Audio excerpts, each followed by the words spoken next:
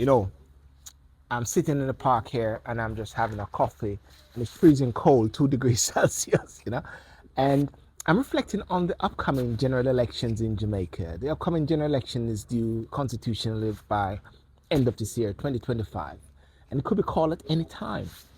But it's just something I was speaking to a few people about in Jamaica, having my one-to-one conversation with them, and as I follow up on Jamaica, I definitely do not burn my bridges with Jamaica, and I have all my mates, all my friends from school days, still have my one-to-one rapport with them, and I've asked this question: if there are 8 persons who are being investigated for illicit enrichment, if there are 8 persons who are being investigated for illicit enrichment, and I believe, of course, one is known, which is the Prime Minister, should these persons be put forward again to be elected as MPs? Should they go forward? Because when election is called, then all of a sudden, no one is an MP.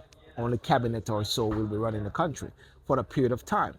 So should these persons be put forward as prospective candidates? Should they?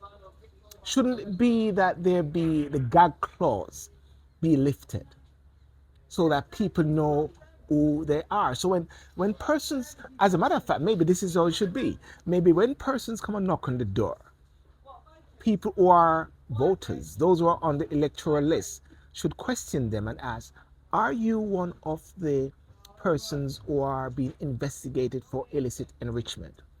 And what is it about?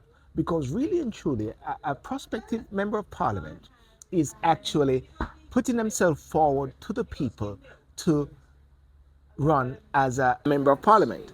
So shouldn't they answer that question? But I really believe that somehow there should be a body, there should be a structure that these persons be known so people know what they're doing. And as a matter of fact, they should not run in an upcoming election if you're being investigated. Now, the very interesting thing about being investigated, and this is a tricky one, because you can be investigated and you can be you'll be cleared.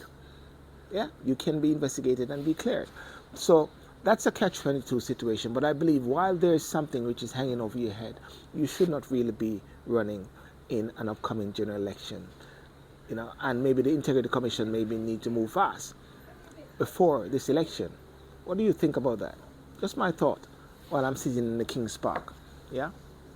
Shouldn't be running in an election if you're being investigated for illicit enrichment. Doesn't smell good. Doesn't smell good. What do you think?